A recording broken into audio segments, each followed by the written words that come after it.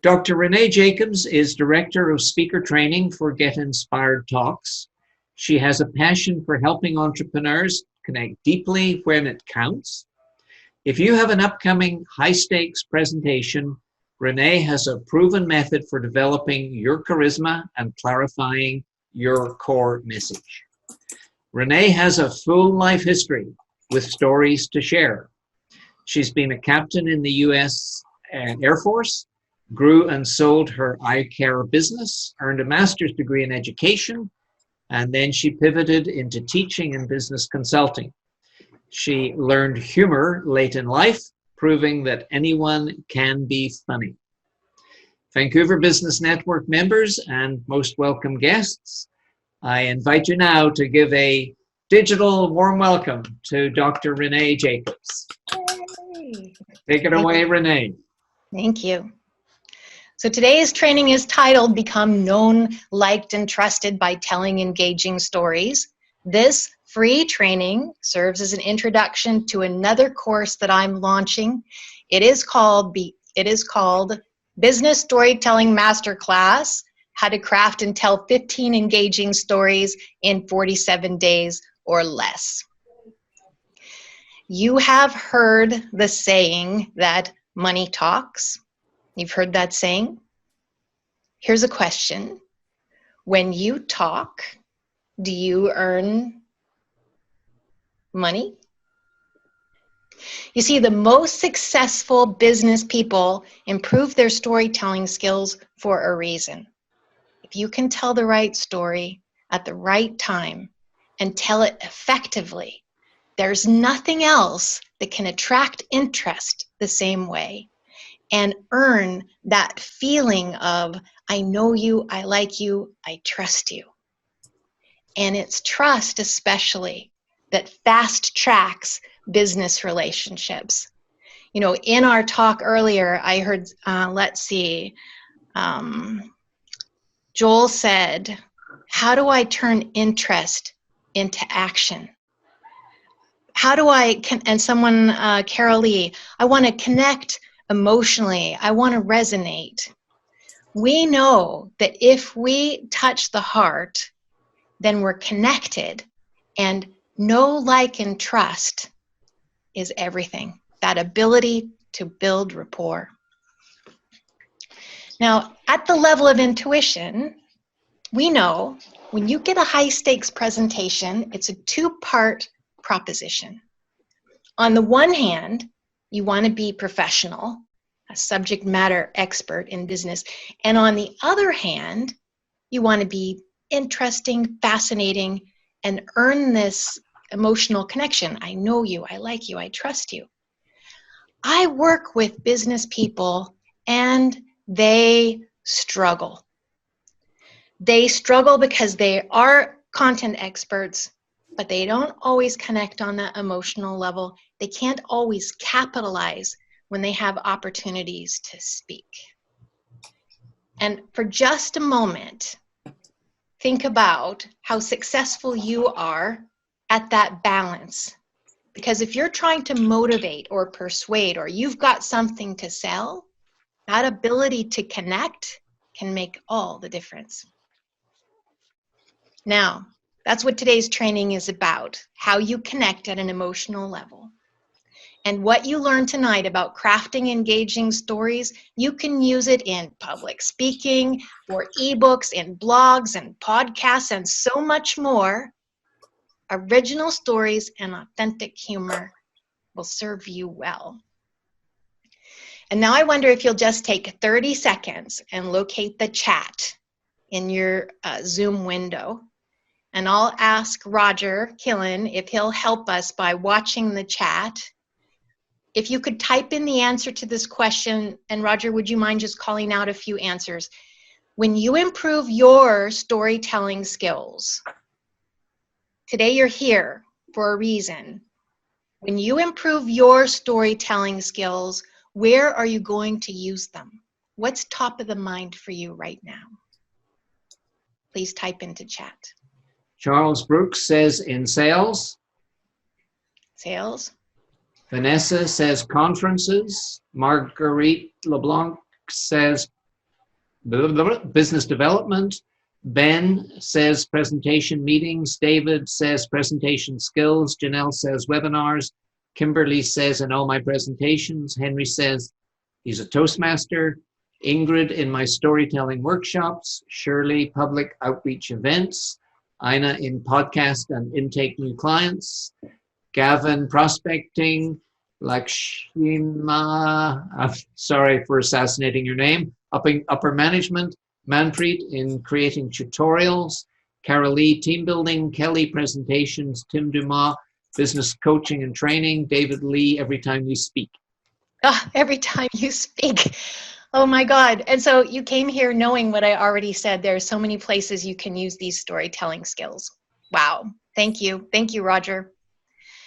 Now, I do 3 kinds of work. One thing I do is I help speakers get ready for big stages like TEDx and Get Inspired talks. And you can watch those videos online, the results of my work with clients. Another thing I do, classes, workshops, corporate training.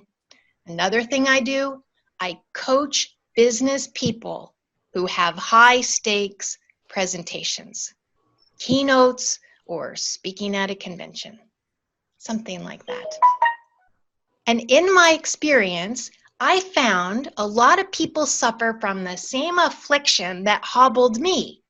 They have work ethic, they have industry knowledge, they have ample opportunity to take a stage or use social media, but they don't close the deal, they don't capitalize, they don't turn communication into profitable business relationships.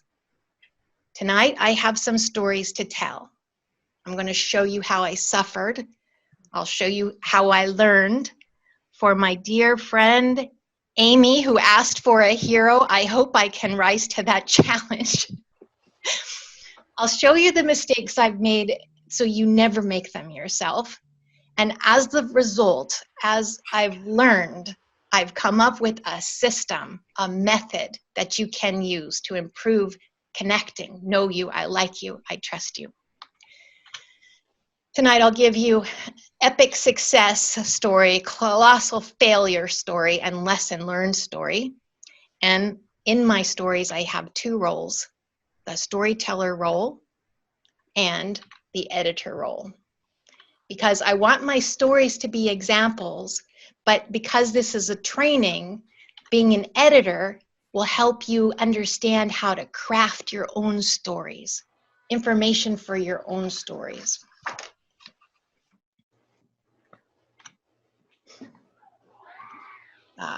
Here we go. My screen, hold on. Storyteller. Here's my success story. I was 13 years in business when I finally felt truly successful. My eye care practice achieved a volume of sales, moving me into an elite group of doctors. As a reward, SIBA Vision sponsored an evening at Universal Studios. Universal Studios, Island of Adventure, theme park, Orlando, Florida. If you've been there, the Hulk roller coaster, the Spider-Man adventure hologram. In the arcade, they had Missile Command, my husband's favorite video game. And for this one night, only elite doctors. And no tickets, no lines, free ice cream, no tokens needed in the arcade. This was fantastic. And I finally achieved this level of success amongst other elite doctors. And the other thing that made it feel so special was I could invite my husband.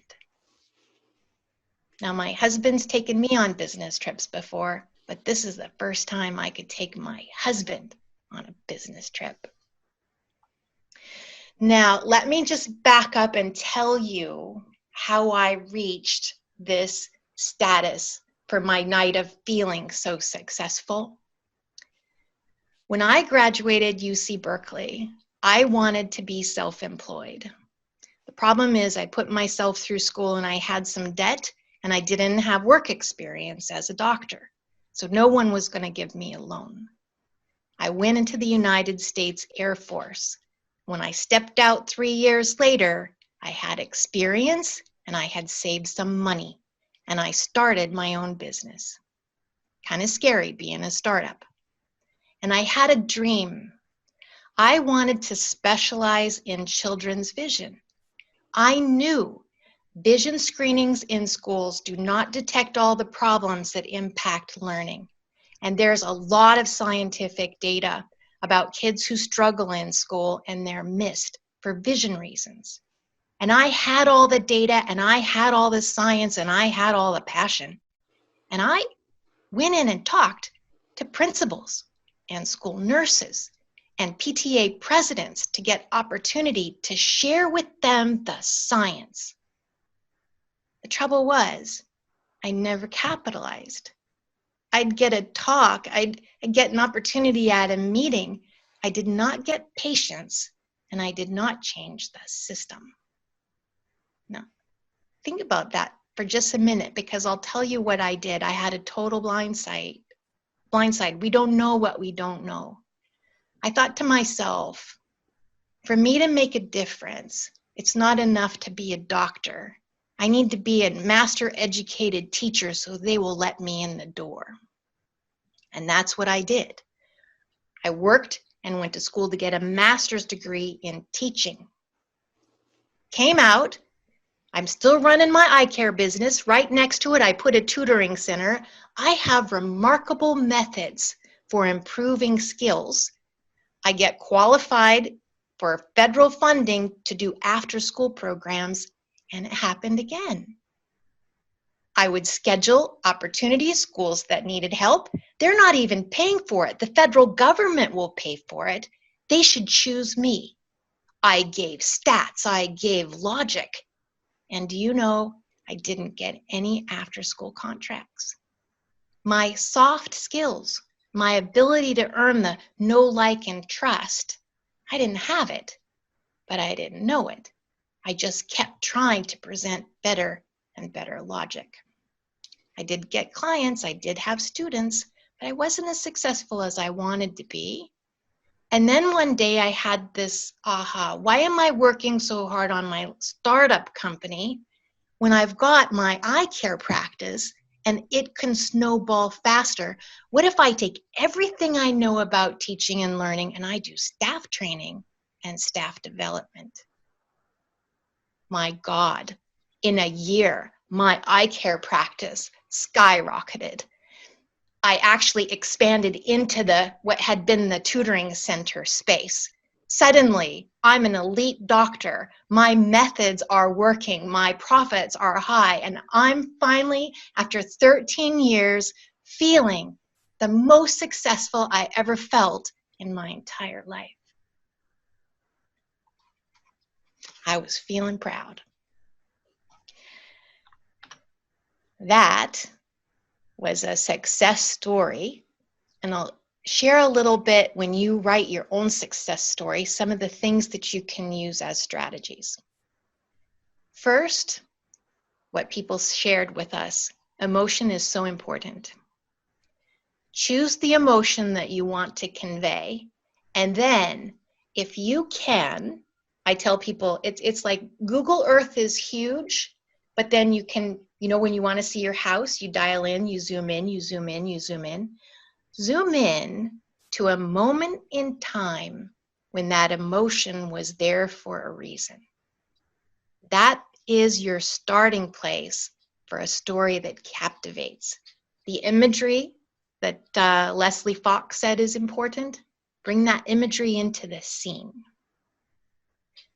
And then there are 3 elements to help people feel like they know you, to feel like they like you, to feel like they get a sense of who you are. The first element is tell what are called turning points. Turning points are moments when you want something and you're faced with a decision. Like the only way you can get that thing you want is if you do something and you have some choices. That's a turning point. In this story, I told you about turning points, and you learned about me. I went to school and I put myself through school. I wanted something that I couldn't afford, but I figured out a way. That's how I got in the military. Then I got out. Yay, I made it that far, but then I wanted to specialize. And when I couldn't open that door, I kind of wish somebody would have told me about soft skills and to learn to use emotions and stories and touch the heart. Come in and talk about the kids that are suffering instead of just showing up with data and science and all the things we've got to do. You know, I brought this as a prop. If you think about my first attempts in schools and you just think of money lost, think of the time I spent getting a master's degree and the money and working 2 jobs, when if I had known how to earn, I know you, I like you, I trust you, we can see the problem, we can solve it together. If I had that side of the scale, I just look back at my life and think what I could have done. So engaging stories have turning points, decisions where you took an action. Tell you about 3 things. After you zoom into a scene and you have turning points, engaging stories have real emotion. My emotion was pride and accomplishment, but also what that feels like to me. Being recognized, but also being able to share it with a spouse. If your emotions are emotions other people can relate to, it feels personal. And then they connect and feel like they know you and they understand you, and your values connect with their values. The third thing you need for a great engaging story is what Joel said. It needs to feel relevant to the listener. We had a few people say that, actually. It needs to feel like it was important, that I'm telling it for a reason. Your story needs to match a message, and you show what you want people to know. Now, if I step back into being a storyteller, I would say I suffered. I was that academic person who thought you show up with the science and the facts and just the facts. If you get an appointment to talk to a teacher, you walk in there with the studies and lay out what the problems are. I didn't understand connecting with emotion, those soft skills. If I were giving a presentation, I had an opportunity, I was tipped on the side of logic and not balanced with the stuff that make people feel like they know you, they like you, they trust you. So your story should have a message. Those are the 3 things. Zoom in on a scene, have the emotion that's connected to the message, show decisions that lead to actions, really live the emotions with your listeners. And your message the story should show, it should illustrate the message. Now, I told you that I struggled. I used logic. Wherever you are in your business right now, if you see opportunity to improve your ability to connect with emotion, you'll be more successful in earning that. I feel like I know you, I like you, I trust you, I'd like to do business and continue a relationship with you. So that's my success story. Now I'll share with you my colossal fail story. So there we are in Orlando, Florida, and it's the next day. It's warm, short sleeves, we're in the evening outside, it's lovely. And my husband says, we need to talk. I'm at the height of success, and this is it, we need to talk. He says, I've been offered my dream job in Australia. Will you sell your business? Can we sell the house? Will you move with me to another country? You can imagine that it's kind of like I had some resistance to that. but this is his chance to follow his dream. But here's what sealed the deal. He said, I'd like you to be my wife. I'd like someone who doesn't work 7 days a week. And it would feel really, really good when we watch a movie at night if you would still be awake at the end of the movie.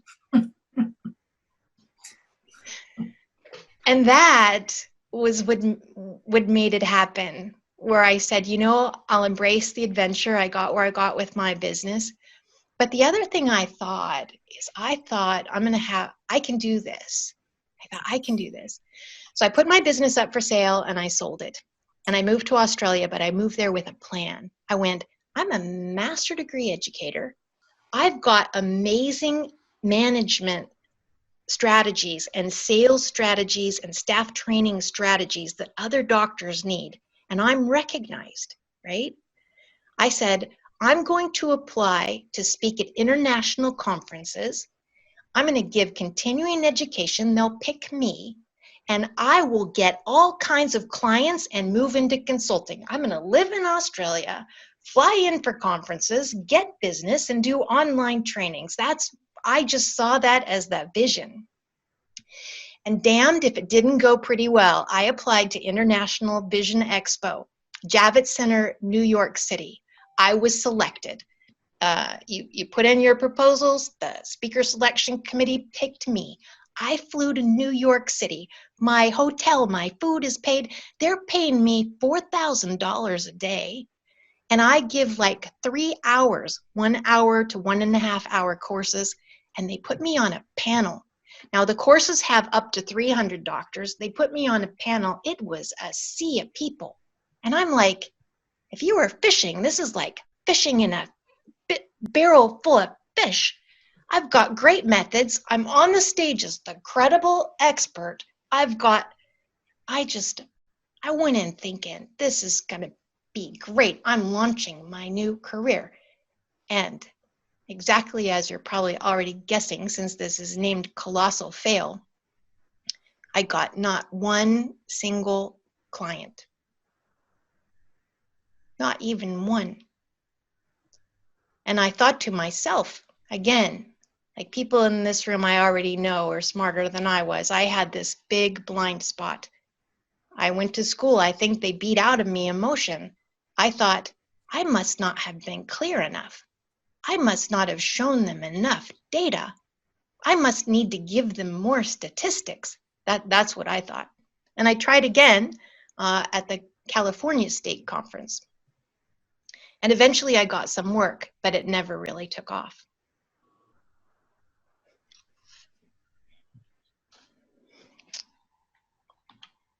So if I go back into being an editor, again, I zoom into a place, a setting, Javits Center, New York City, give you the visual imagery, so you're in a place. So we Google Earth into a place. And then I said, stories have 3 things: decisions that lead to actions and consequences, emotions, and lessons learned. Okay? So again, those are the parts as you put your stories together. The first story was about 3 minutes in length. The second story that I gave you was not quite 3 minutes in length. If you're giving a long presentation, you don't need a lot of stories, and your stories don't have to be heavy, and they can be 2 to 3 minutes in length, and you can have technical information in between. But when you use story, people feel like they know the kind of person you are, and they feel like they have a relationship. You touch at that emotional level. Okay. I work with a lot of people who are business people, and they're very logic oriented, and they feel nervous about humor, and they feel nervous about story. And part of the conversation is always to embrace your humanity and really share it in an authentic place. You know, that the more I wanted to impress, the more teacher preacher I became, was really held me back. And I think to myself, if I knew then what I know now, because I had successes because I worked hard. But if I had soft skills, I sit back at my life and wonder how it would have been.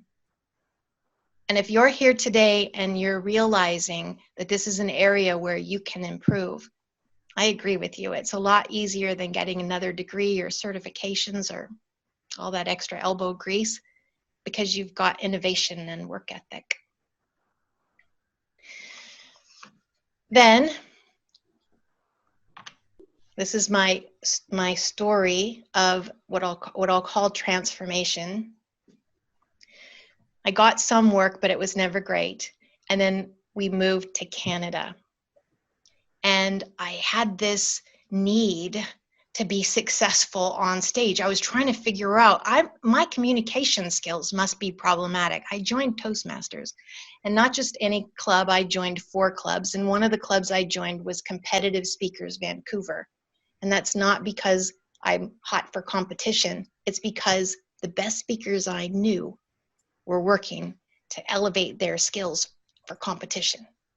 And in this club, there were a lot of people in the Toastmaster organization. If you're not familiar with it, there are clubs, and then clubs are in areas, and then areas are in divisions, and divisions are in districts, and there's a whole corporate structure inside this organization.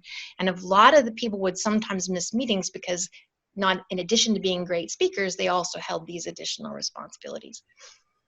And along came the humor contest. The way I grew up, if you can't sing, you don't sing. And if you can't tell a joke, you don't try to tell a joke.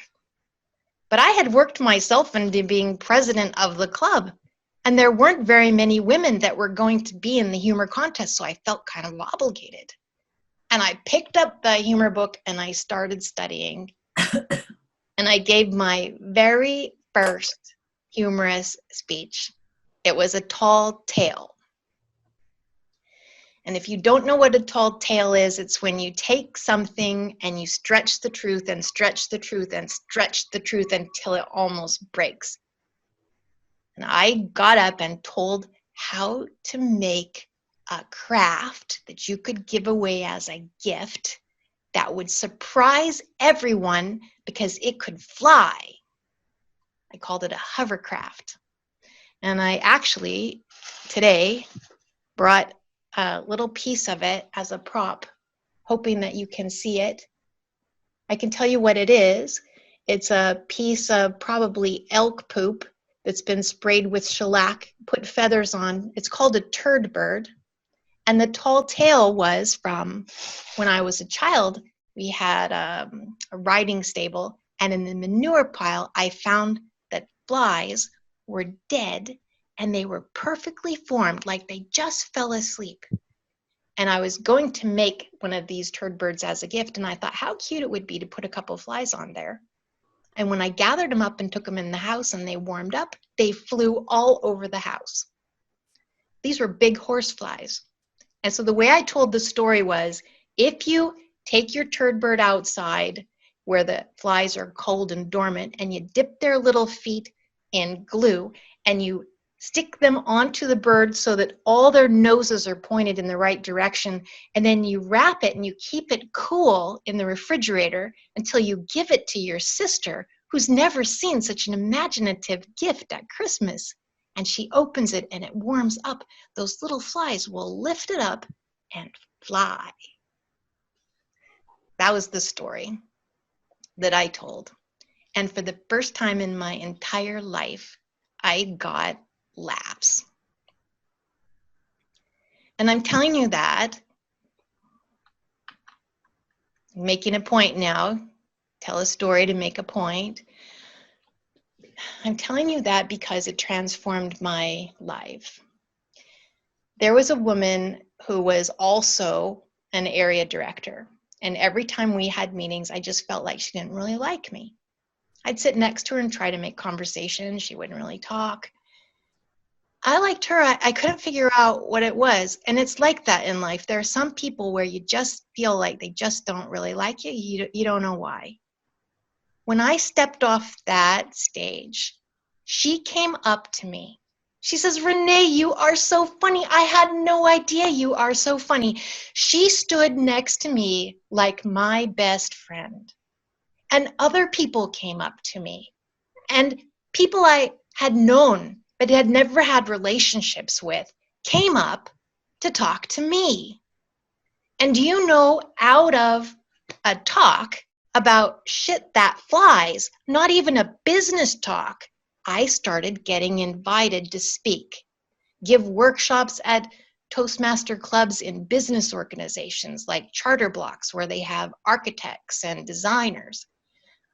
Then I got invited to be the education chair at the District 96 conference. And then the next conference, I was invited to give an ed session. And then I knew people who knew people. I started getting jobs and speak at BCIT.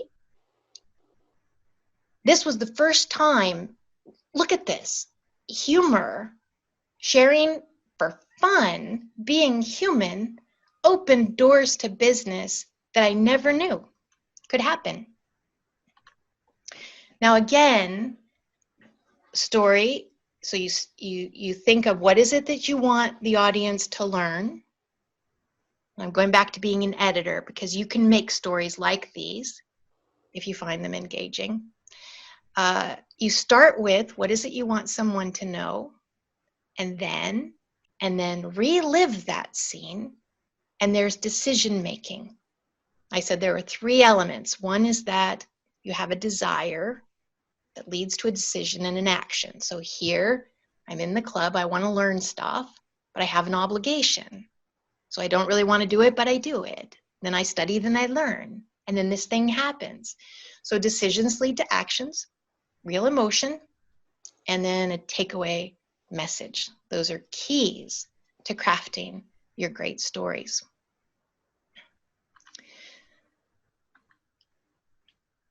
Now, this in my life was the first time where the scales tipped the other way. You know, I told you I always went academic. Well, here I tell a story, a tall tale about turd birds, and suddenly I'm known, liked, trusted. The scale went this way, but I was still pretty new at the public speaking skills that I didn't even know that I didn't have. But suddenly opportunities were there. And if I look back, I realize that this is when I shifted into the kind of work that I'm doing now.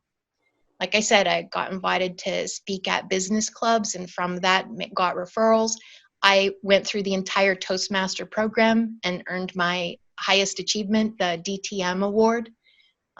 Continued doing trainings with speakers and book writers and theater design, and outside of Toastmasters, I've just continued expanding my knowledge base.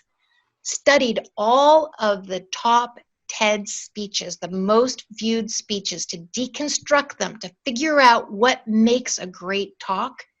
I have over 20 editing strategies to take your talk and make it better, more interesting, more engaging. Lots of strategies. Worked my way into experience with lots of speakers. Now at 3 years, TEDx Stanley Park, Get Inspired talks, and like I said, the consulting and training work that I do as well.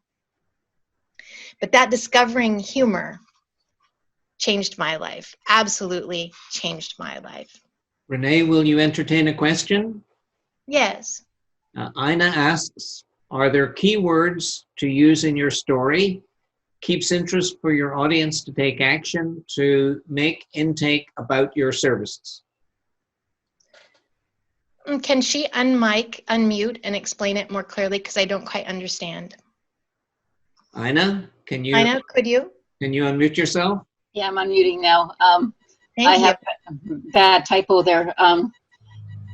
There seems to be some words when you're doing marketing and keywords to use that keeps the audience interest, and they take actions and then they'll make the inquiry about your services.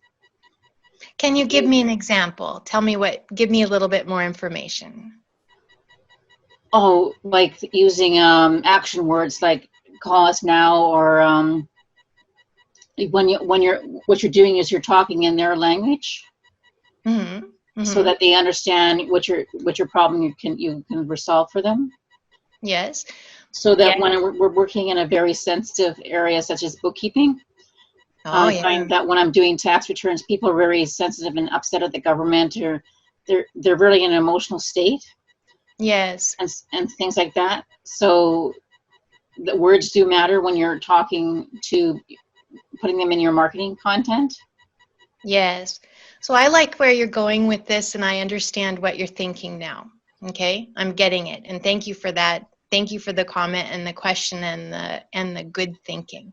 Okay, thank you. Yeah, people who give technical presentations, that's something that I didn't put in here, but I'm happy to talk about. I talk to people that are professionals. You talk with engineers, you talk with accountants, and they say, here's the thing, Renee, we're serious people and we don't do humor and we don't do stories. Like you just, but if they have a high stakes presentation, I work with them and say, you open with bits of story. So for example, you're doing this long technical presentation, and I'm not talking, Ina, about a one-on-one, but I think this will be useful. I'm going to kind of volley it to the group like it's a bigger talk. Say you're talking to a group of people. If you open with some kind of story, and it can be short. I don't know that I have an accounting story off the top of my head. I have a mining story. Gee, there I was. The boss pops his head into my office and he says, we have a great opportunity. And I think to myself, oh my God, I'm already still trying to work on the other 3 great opportunities. How am I going to fit in one more thing? And that led to a study. So that opening then segues into technical things. Then about the time your audience starts to get sleepy because you've been showing them technical things, you bring them back to a story, an encounter where a group of people got together and they talked about their results, but then the boss walked in, or something human that everybody can relate to. Now, because I don't know your exact, and I don't know the exact scenario that you're talking about, if you and I sat and chatted for a bit, I could understand it more clearly. There are ways to bring story in, to bring bits of being lighthearted, and you weave it in between the heavy things, and it makes people feel connected and engaged. Renee, another question from David Lee. It's about humor. How often would you suggest to use humor in a 30-minute keynote? Thank you for asking the question. It depends on your content and the story that you find. I always help clients uncover authentic humor in real situations that happen. So I don't go looking for jokes and quotes and things like that. I find, like that example that I just gave where I said, oh, and I thought to myself, I already have, the last 3 opportunities. So how often do you use humor?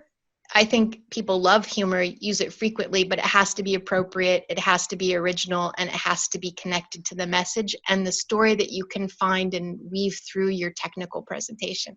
I hope that. Dave, did I answer that? Wonderful, thank you. What's that? Wonderful, thank you. And golf is a 4-letter word. Oh, bless you. I won the district humor contest with a speech called Golf is a 4-letter word. I never did revive the turd bird story. Thank you. Okay, let's see where I actually could take another question. But if we don't have one, that's okay. Okay, so I went from, I had these discoveries from experience, and it shifted my beliefs, my studies, my experiences working with clients changed my worldview. And here are some core things that I learned that there's big science to back up. All decision making is emotional. I fought that pretty hard. Like I could not believe it, that where people make decisions comes from their intuition. It's not the logic part of their brain. And so if you really want to persuade, motivate, inspire, you have to touch at the gut level, the emotional level, where someone just feels like they know you and they want to be with you and they'd like to move forward. That really surprised me. And in inspirational speaking, stories take people there. That's why it's so powerful to choose the right stories and then tell them well. So that decision making is emotional. And I know when I come back to you and somebody's suffering, their decision making and those pain points and what you offer them, where they're going to go, how you move them from where they are to where you want them to be after your story, after your conversation. You'll get to that place if you can find an emotional way to get there. You'll get there faster typically than with logic. And just believe me, 20 years ago, you never would have heard Renee say that. So one is decision making is emotional. And the second one is that you are judged by your decisions and your actions. In my stories, I featured myself. I know people who tell stories and they want to feature the client or a friend. Somebody else had a problem. You can do that for client success stories, client fail stories. You can do that. But if you're in a place where you want someone to feel like they know you, it's better to pick a story where you are the protagonist. You are the one deciding what to do faced with a problem and making a decision. So decision making is emotional. And if you want people to feel like they know you, like you, trust you, show decisions leading to actions that you lived and did. Now, in the summer, I started doing online class, shifted over to teaching people to get ready for signature talks through some online kind of training, doing more group training instead of one-on-one training. We've moved in that direction, which is a good change. But I was feeling very frustrated because I meet so many business people who are struggling with exactly what I didn't know. They don't know how to pick the right stories, and then they don't know how to tell great stories, the how to craft it, how to do the editing. And I've just given you a taste of it. Like I said, I have over 20 editing strategies to move a story from draft to final, a single story. Sometimes they don't know how to put those stories together to showcase a big message that has the show parts in there. And I just felt they work so hard. They're so smart. They work so hard. And I thought to myself, why don't we just teach story?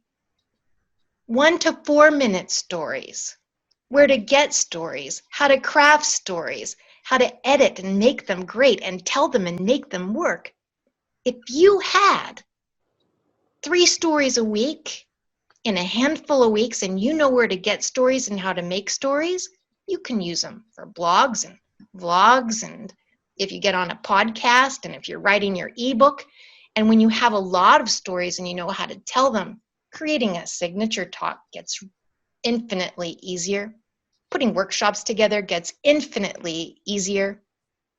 And that's what drove me. That's what motivated me. Through all the work that I've done with people, I have a system for storytelling. And I'm very excited to share it with you today. So that's where I'm going next. But if there is another question, this would be a good time to take it. A question from Vanessa. Yes. What is your response when people say, but we're a professional environment, we don't do humor or emotion?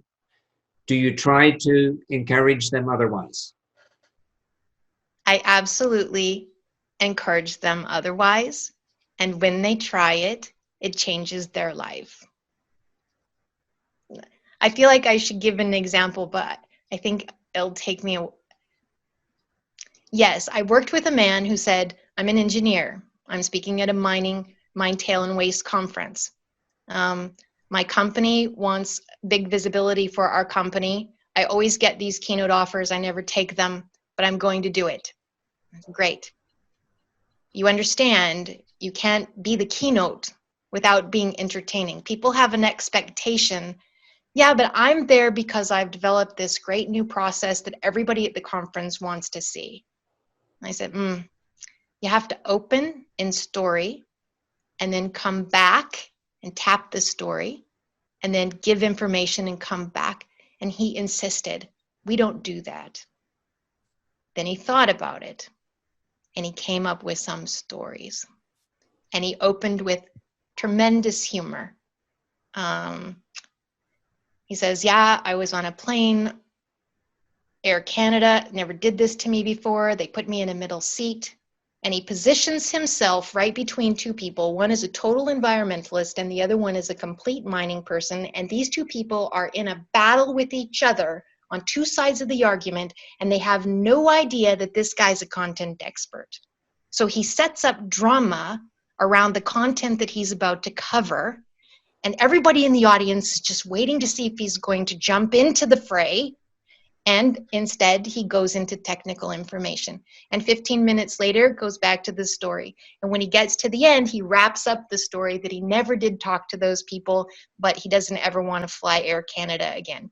And people laughed, and for months came up and said that was the best keynote they ever heard. People wrote to each other about it. When he went out to places, they came up and talked to him about it, bought him a cocktail, and they all wanted to figure out who that guy was, because every person thought that they knew exactly who that mining person was, because every person in the audience knows 20 people just like that. So if you want to be successful and be interesting, fascinating, and entertaining, then I encourage you to embrace story. And it doesn't take a lot of time. You know, a setup can be done in less than a minute. That's setup. And then technical, and then you step back in, and then technical. I got long-winded. I'm pretty passionate about story. Thank you. Did I answer the question? Another question: in a short presentation, 10 to 12 minutes, how long would you dedicate to story versus data? 10 to 12 minutes. Again, we have to find the right story, and with appropriate setup, I wouldn't expect a story to take more than 2 minutes, 3 at the absolute most. And again, I would do just like I told you. I have to look at it to know for certain, but if you can take it and give it in snippets, use a little bit in the setup and then give some information, then reconnect to it and give a little information. And at the end, you close not just on the technical information and results, but on the how it feels when we learn this and we can use it and how it changes. And so if you have 12 minutes and you're going to use some story, doesn't take a lot of words. It just takes some good planning. Thank you for asking. All right, so I'm going to move forward. I have developed a system, and tonight I'm launching a class called Business Storytelling Masterclass, how to craft and tell 15 engaging stories in 47 days or less. And I picked that time frame because I believe that's how long it takes to become a storyteller, to learn all kinds of techniques and practice them and leave feeling independent, like you know how to make stories and you know how to use stories. 7 weeks is the right amount of time. I'm sorry, 47 days, so it's about 7 weeks of time. I have a system. I'm going to go through it very quickly. 7-step storytelling system. And I'll explain these. Notice, video, selfie, talk to text, layered editing, video, selfie, test audience, go public. But now let me explain them in a little bit more detail. First, do you notice when you have opportunity for a story? Yes, you pay attention in your life when there's something you want and you have to make a decision. And then you think about that. Hey, could that be a good story? I can help you find business stories. I can help you find personal stories. not necessarily a turd bird story. Did you see that I took a flying turd story and turned it into a business message? You can do that with lots of things that happen in your daily life. So where you get stories, noticing good stories, then the selfie video. You take out your phone and tell the story to your phone. And I'm talking about a short story, 1 to 4 minutes. The beauty of this method is you talk to your phone like it's a friend, and you come out very conversational, sounding like you, a human being. Very different than when people sit down and write a script and then they sound like they've written a newspaper article or something. So it comes out genuine and conversational right to start with. The next step is feed your video. This is why Roger asked me the question in the earlier meeting. Feed your video into a talk-to-text program, and this will type out and become your original draft script. Earlier in this talk, I told you I have 20 editing strategies that you can learn. Then you go into your draft script and you use the editing strategies. And I'll just give you one as an example. Actual words that people say are very engaging. In my story, I could have said, my husband asked me to sell everything and move to Australia. I could have said that. But if I use words where he says, sweetheart, we need to talk, it's more interesting and more engaging. So that's one strategy. You go through your entire talk and you see, are there opportunities where I could use dialogue? That's one strategy. I've got 19 other ones. When you apply them all, your draft script moves into being a final script. Then you pull out that phone again and do yet another video selfie, but this time you're doing it with your final script. The lovely part about this is you can watch yourself and self-assess your delivery skills. Do you like your story? Do you like how you present your story? Practice it a few times until you've got it where you're feeling pretty good about this. Who was it who said, Lauren Reed, how do I know when my story is good enough to be told, especially in a business setting? What a great question. So here you are, you're working on your own, you think you got a great story, you're feeling pretty good about it, but we still have to answer that question. And so the next step is run it by a test audience. Actually, tell the story. I advise you to never say, let me tell you a story, because as soon as you do that, people kind of go on guard and their logic brain kicks in. Instead, you're at dinner, you're with business people that you know, you work into the content and then you tell your story. So I might say, have you ever been to Orlando? Do you know that big roller coaster called the Hulk? And if somebody kicks in, then I have a chance to tell my story of when I was in Orlando. If you're in the storytelling masterclass, you'll tell your stories to peers and peers will evaluate. So you hear people's stories and you evaluate stories and you tell your own stories. If your story works, if people ask the right questions, if they light up, if they engage, if they love your story, then your story is ready to go public. And you can use it for page or stage. And to go back to Lauren Reed's question, how do I know if it's suitable for business? You want to trial run it with some trusted people inside the industry where you're going to use it to make sure that it's really going to fly.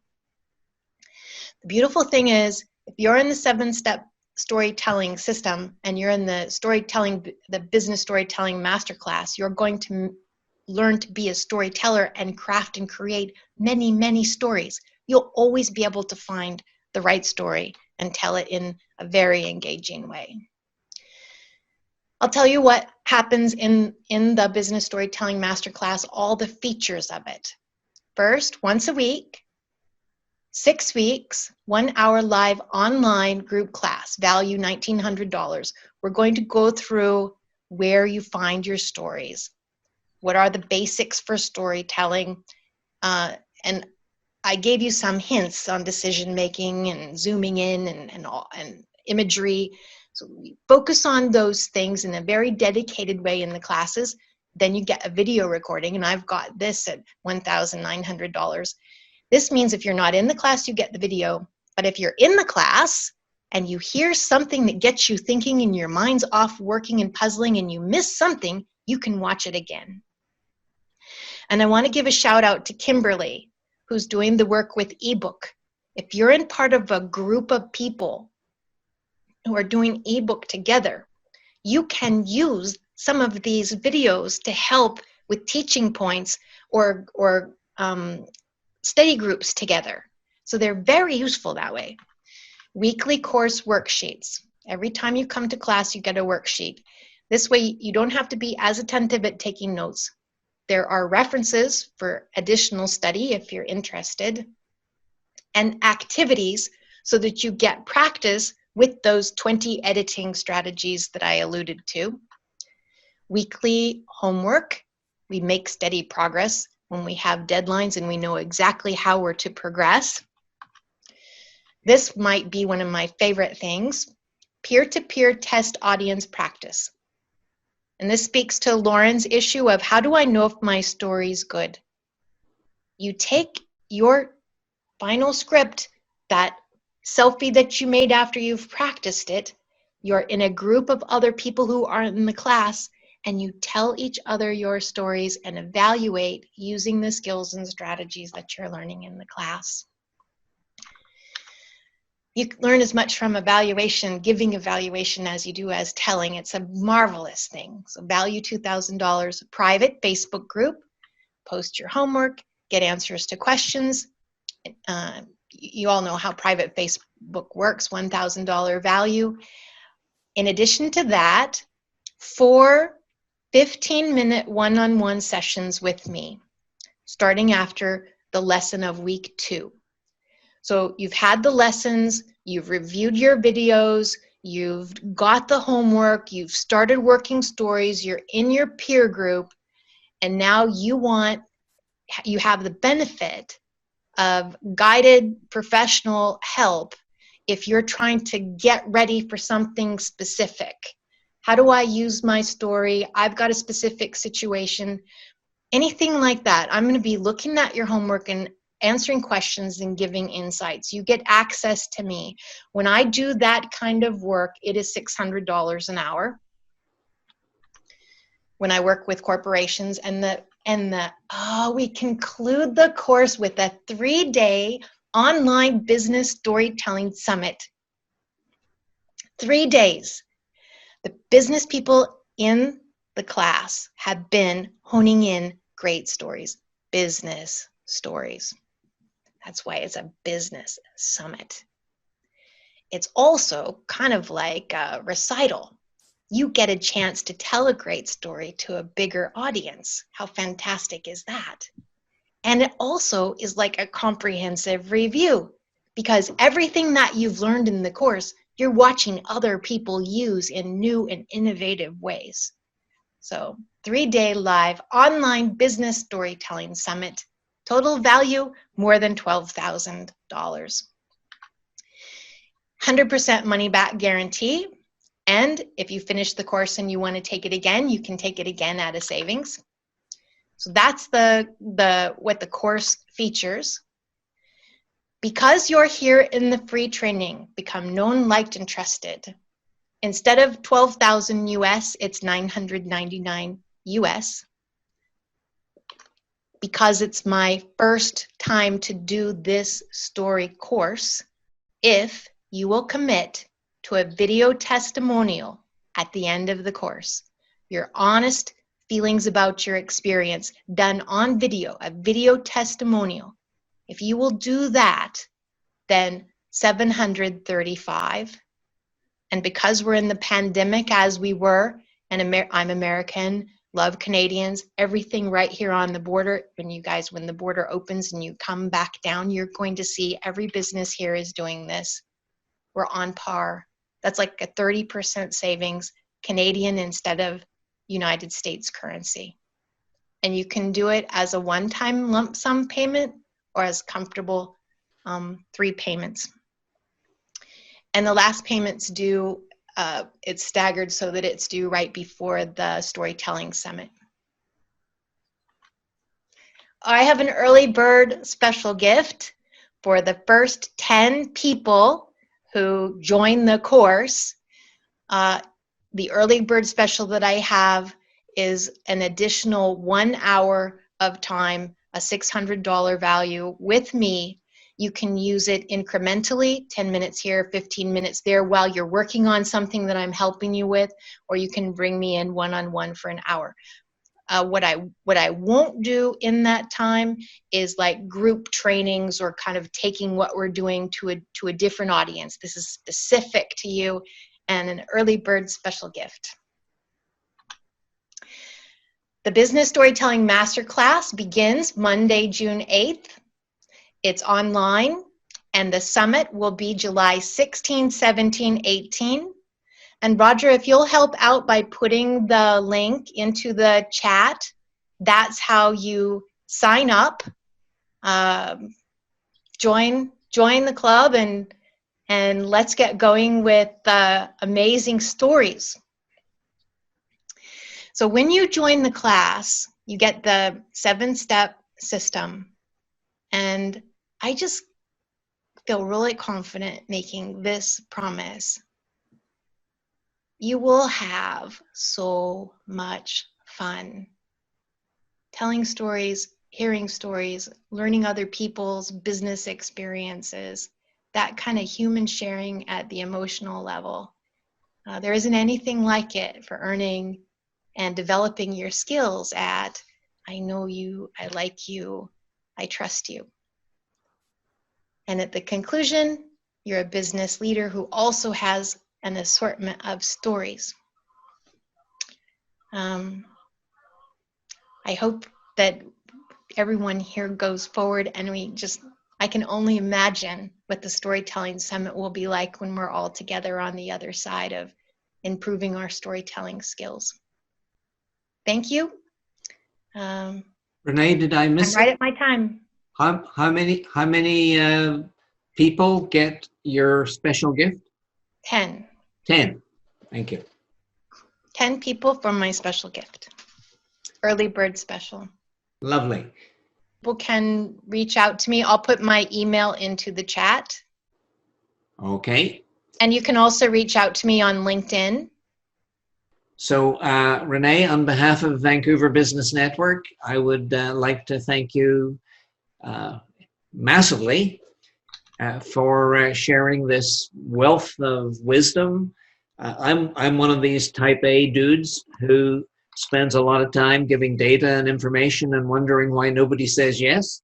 So I totally empathize with your turnaround story. And I too wish that I had known what you now know many, many years ago. So VBN thanks you enormously.